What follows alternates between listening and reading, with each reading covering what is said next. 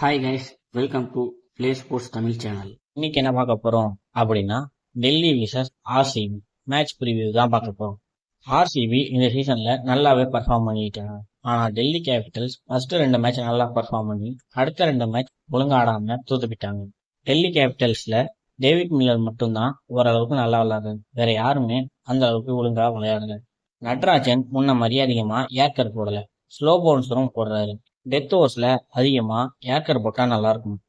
அக்சர் பட்டேல் மொரட்டு ஃபார்ம் அவுட்ல இருக்காரு, எந்த மேட்சுமே ஆடல. கேஎல் ராகுல் ஒரு மேட்ச் மட்டும் தான் ஆடினாரு, அதுக்கப்புறம் அவருமே ஆடல.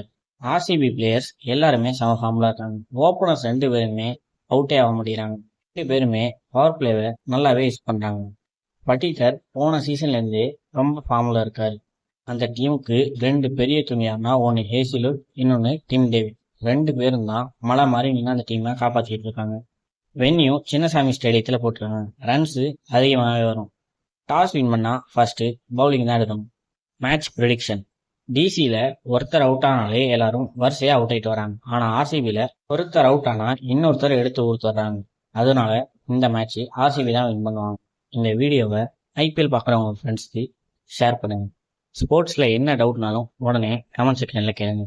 ஸ்போர்ட்ஸ் அண்ட் கேம்ஸ் பற்றின அப்டேட் தெரிஞ்சுக்க பிளே ஸ்போர்ட்ஸ் தமிழ் சேனலை சப்ஸ்கிரைப் பண்ணுங்க.